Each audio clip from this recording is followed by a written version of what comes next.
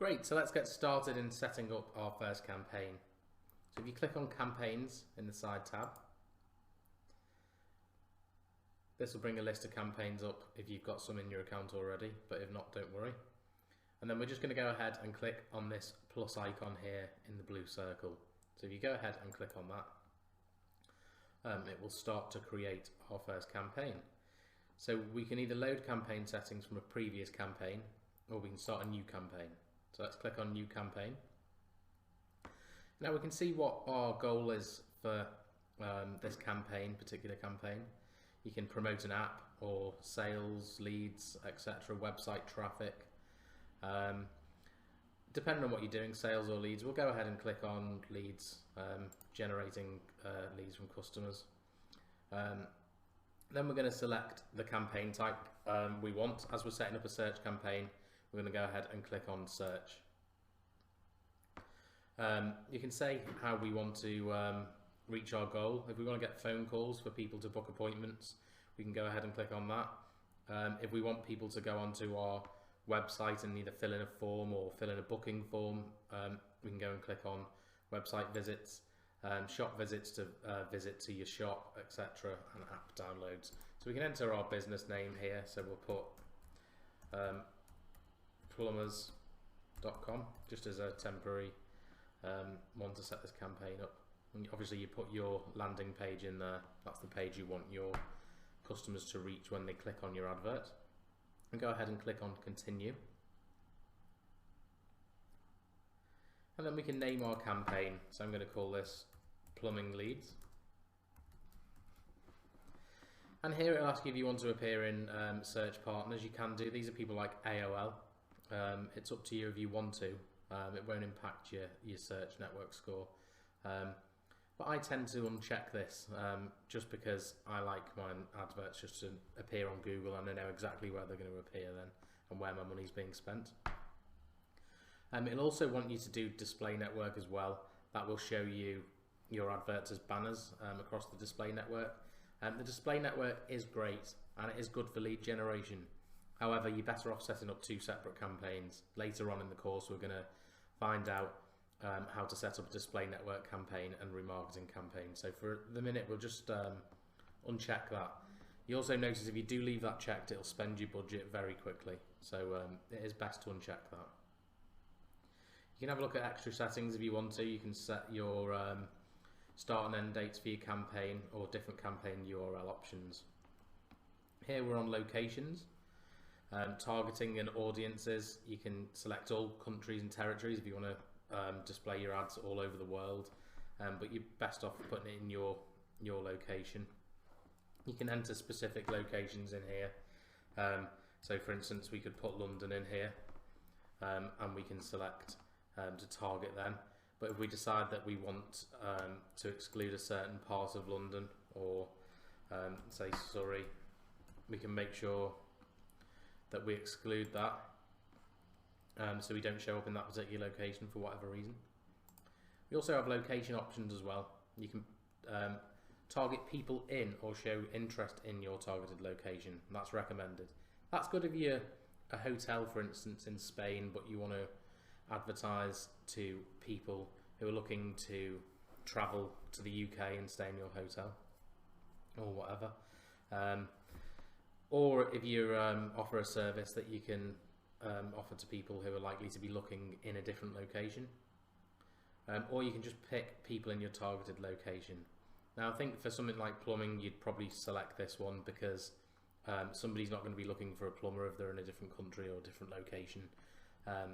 If they need one, they'll be looking where they are and where you've targeted and where you can service.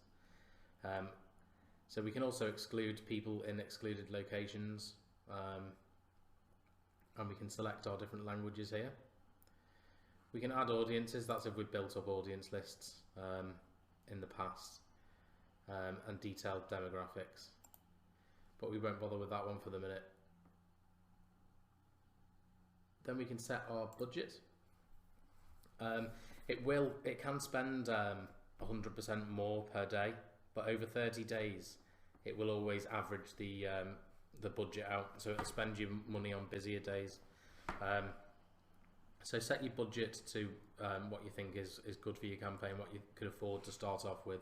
It's better to start off small, and then when you start to see some success and you know you're getting a good return on investment, then you can increase. The delivery method I'd leave as standard. Accelerated just puts your ad out there as much as it can, but standard is the best way to spend your budget evenly over time, and you'll get good statistics across the whole hours of the day then to see which works best for your business.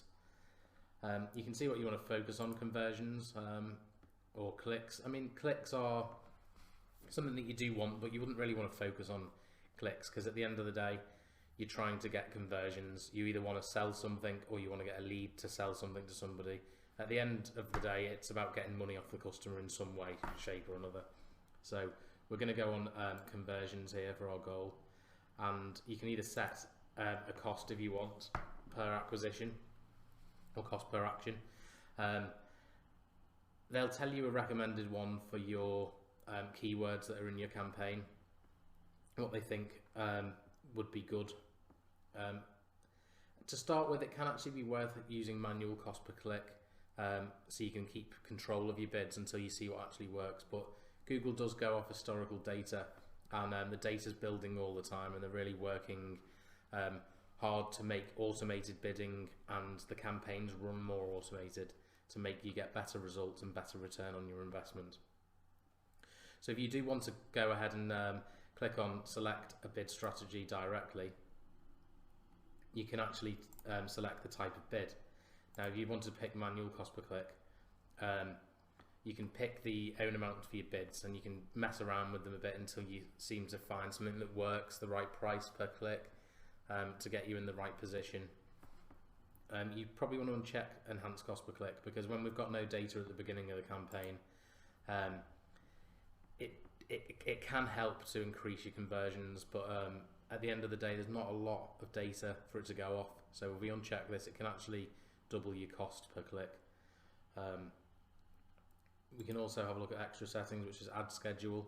So we can set ours, if we're a plumber and we're on call 24 hours a day, we might have it on all day, every day. We might be shut at weekends and not go out at weekends, so we could change our schedule to suit. I'd leave ad rotation on optimize, and then this is the extensions which we went through in the previous module. This is where you can add them, so you can add a site link extension.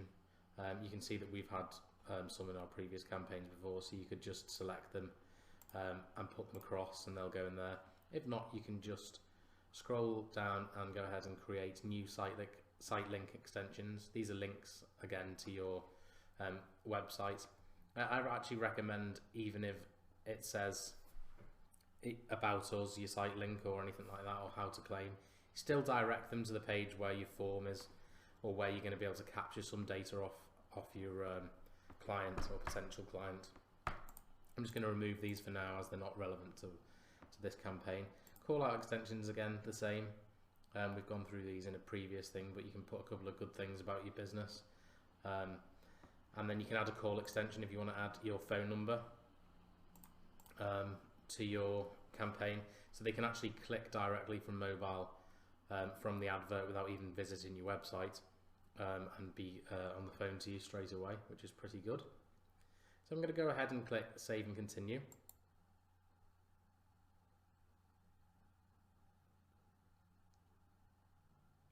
Can be slow at times, Google. Oh, here it goes. Great, so now we're going to start by setting up some ad groups.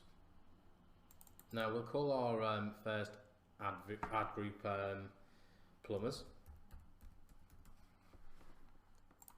We can set a default bid for our campaign. You can also set this low, and then it gives you maximum control when you can go back in and edit each individual keyword. At least by keeping it low, you know you're not going to spend money that you don't want to. And you can enter your keywords here, or you can look at your keyword ideas here. So we could add plumber, for instance, and see it pop across into the column to the left.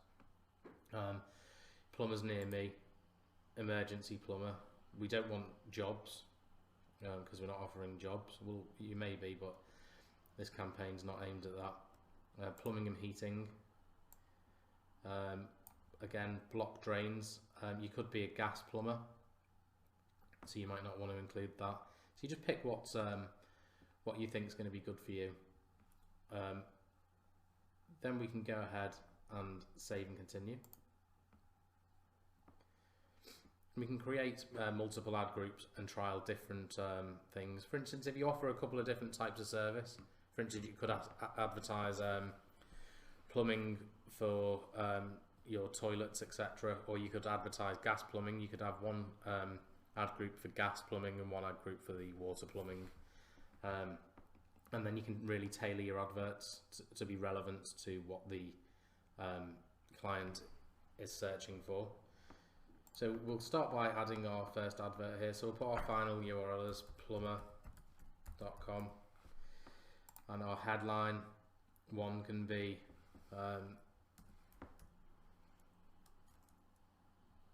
get a emergency plumber out now.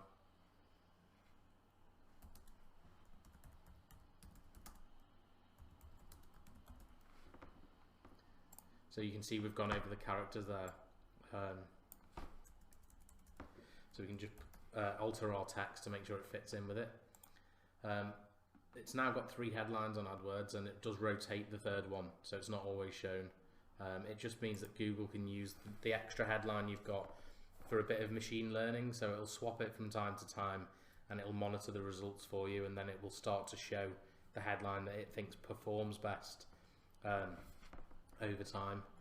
So for your headline 2, you just want to kind of just make some slight alterations to each different headline. So I'm going to just copy and paste these in, and you can change these words for, say, local plumber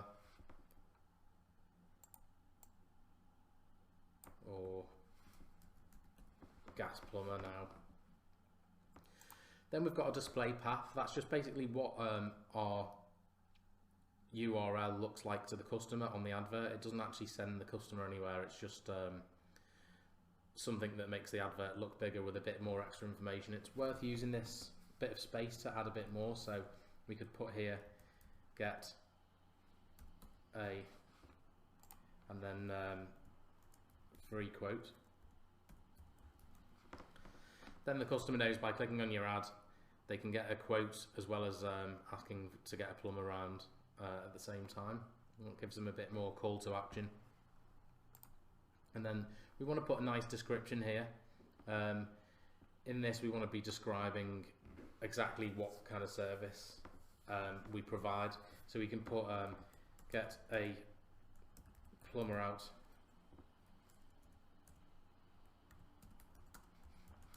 to your home now, fully qualified,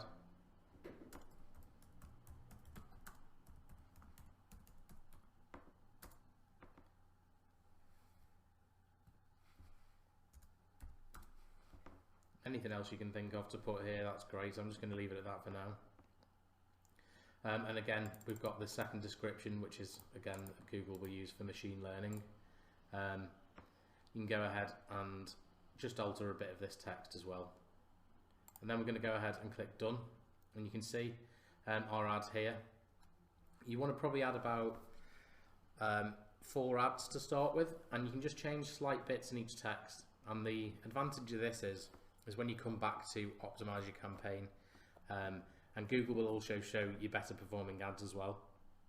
But when you come back to optimize it, you can actually see which adverts perform best. And it's amazing what even a slight change of wording can do to your click-through rate and actually improve your quality score, which, as we discussed before, in turn will reduce your cost per click, and it will give you a better ad rank, and you'll get better positions, etc. So we're just going to go ahead and click save and continue. And then it says our campaign's ready. So there we go. Now, once we go and continue to campaign, you can have a look at the ad groups here, but the first thing you should always do is go to keywords. And we can start adding some negative keywords to preempt what people might type in, and before we've actually wasted money on it. You can do this by looking at the search terms after you've had some clicks and see which ones are really not relevant to you, and then you can exclude them. But we're going to just add a few to this campaign. And for instance, one would be jobs, because people who type in plumbing jobs aren't going to be relevant to our business, especially if we've got our keywords set to broad match. If you remember, in one of the previous modules we went through the different types of keyword match types. If you've got it on broad match, if somebody types in plumbing jobs, even if your keyword is local plumber near me, you will show up for it, even though you're not relevant. So you're wasting money on somebody who's looking for a job, who isn't looking for plumbing services. And you can try and have a bit of a brainstorm and think of anything that's not related that people are likely to type in. It's always a good thing to do this first before you've wasted money getting clicks. But like I said, afterwards you can go onto search terms and check what people have been typing in, and you might find that some of the search terms aren't relevant at all. The ones that are relevant that you might not have thought of to add as keywords, you can also check on the side here, but they'll come up in this list. You can tick the box and you can actually add them as a search keyword into your list of keywords, and it'll just appear along with your other keywords. So that's pretty much it with setting a campaign up. It's quite simple, but you've just got to have an understanding. And then in the next module we're going to go and have a look at how we can look and analyze the data to improve our campaign. The beginning of a campaign is trying to get it as good as you can to start with, but then once we've collected some data, we can really go ahead and improve that and save ourselves some money and improve the performance. So I hope you enjoyed this module, and I'll see you in the next one. Thank you.